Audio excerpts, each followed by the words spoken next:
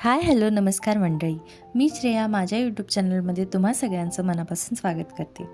आज मी तुम्हाला एका अशा अत्यंत सुंदर आणि शांत ठिकाणाबद्दल सांगणार आहे, जिथे पोचल्यावर मनाला एक अविश्वसनीय शांतता आणि प्रसन्नता जाणवते. हे ठिकाण म्हणजेच डोंगराच्या कुशीत वसलेले गर्द हिरव्यागार झाडीने नटलेले शिप्पूरचे रामलिंग मंदिर. चला तर मग आता आपण जाऊ शिप्पूर येथे. हे मंदिर कर्नाटक आणि महाराष्ट्राच्या सीमेवर आहे. या मंदिरापर्यंत पोहोचणं खूपच सोपं आहे. हे मंदिर निप्पाणी आणि संकेश्वर या कर्नाटकातील 2 शहरांजवळ आहे. निप्पाणीपासून ते 10 किलोमीटर अंतरावर आहे, तर संकेश्वरपासून ते 17 किलोमीटर अंतरावर आहे आणि महाराष्ट्रातील कोल्हापूर जिल्ह्याच्या कडिंगलज शहरापासून 16 किलोमीटर अंतरावर आहे. तुम्ही गुगल मॅपवर याचं लोकेशन तपासू शकता. आणि मित्रांनो, मी तुम्हाला माझा एक खास अनुभव सांगते. आम्ही जेव्हा शिप्पूर रामलिंग मंदिरला भेट दिली होती तेव्हा पावसाळ्याचे दिवस होते आणि खरं सांगायचं तर त्यामुळेच तिथलं सौंदर्य आम्ही पुरेपूर अनुभवू शकलो. संपूर्ण दौंदी घाट आणि मंदिराच्या आजूबाजूचा परिसर हिरव्यागार शालूने नटला होता. जिथे नजर जाईल तिथे फक्त हिरवळ आणि हिरवळच दिसत होती. पावसाच्या हलक्या सरींमध्ये तिथलं वातावरण खूपच आल्हाददायक झालं होतं. डोंगरावरून कोसळणारे छोटे मोठे धबधबे, झाडांवरची हिरवीगार पानं आणि त्यात वाहणारा गार वारा, या सगळ्यांमुळे मनाला खूप जास्त शांतता आणि समाधान मिळालं. शहराच्या धावपळीपासून दूर निसर्गाच्या कुशीत बसलेलं हे मंदिर पावसाळ्यात खरोखरच स्वर्गासारखं दिसत होतं. माझा इथला अनुभव खूपच छान होता. तर मित्रांनो, आता आपण या मंदिराच्या सर्वात महत्त्वाच्या आणि भावनिक भागाबद्दल बोलूया. तो म्हणजे या मंदिराचा इतिहास. हा इतिहास केवळ पुस्तकी नाही, तर तो आपल्या श्रद्धेशी आणि भावनांशी जोडलेला आहे.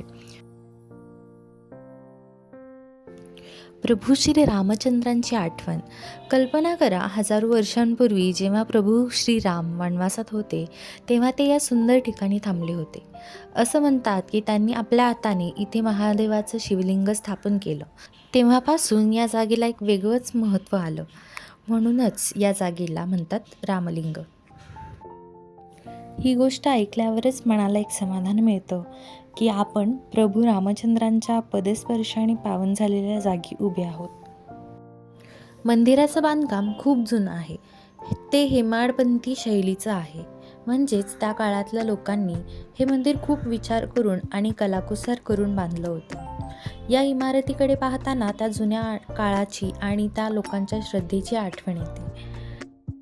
मंदिराच्या आत गेल्यावर आपल्याला एक अद्भुत गोष्ट पाहायला मिळते. हे मंदिर एका नैसर्गिक गुहेत आहे आणि तिथे शिवलिंगावर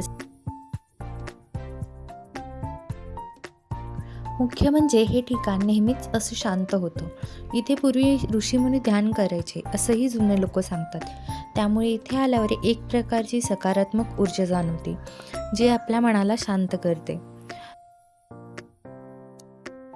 थोडक्यात सांगायचं तर हे मंदिर म्हणजे केवळ दगड आणि मातीचं बांधकाम नाही, तर ते आपल्या इतिहासाचा, श्रद्धेचा आणि निसर्गाच्या चमत्काराचा एक सुंदर संगम आहे. तिथे गेल्यावर तुम्हालाही हीच शांतता आणि हीच ऊर्जा जाणवेल.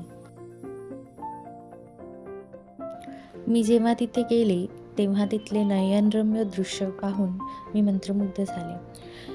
मंदिराच्या आजूबाजूला असलेली हिरवळ आणि शांतता मनाला खूप सुखावून गेली. तिथे बसून काही क्षण ध्यान केल्यावर किंवा फक्त शांतपणे निसर्गाचा अनुभव घेतल्यावर एक प्रकारची सकारात्मक ऊर्जा जाणवली. जर तुम्हालाही तुमच्या धावपळीच्या आयुष्यातून थोडा ब्रेक हवा असेल किंवा निसर्गाच्या कुशीत जाऊन शांतता अनुभवायची असेल ना, तर एकदा तरी या मंदिराला नक्की भेट द्या. माझा विश्वास आहे की तुम्हाला इथे खूप छान वाटेल. हा व्हिडिओ तुम्हाला कसा वाटला हे मला कमेंट्समध्ये नक्की सांगा. जर माहिती आवडली असेल तर व्हिडिओला लाईक करा आणि तुमच्या मित्रपरिवारासोबत शेअर करा. आणि हो, अशाच सुंदर ठिकाणांची माहिती पाहण्यासाठी माझ्या चॅनलला सबस्क्राईब करायला विसरू नका. पुन्हा भेटू पुढच्या व्हिडिओमध्ये एका नवीन प्रवासासोबत.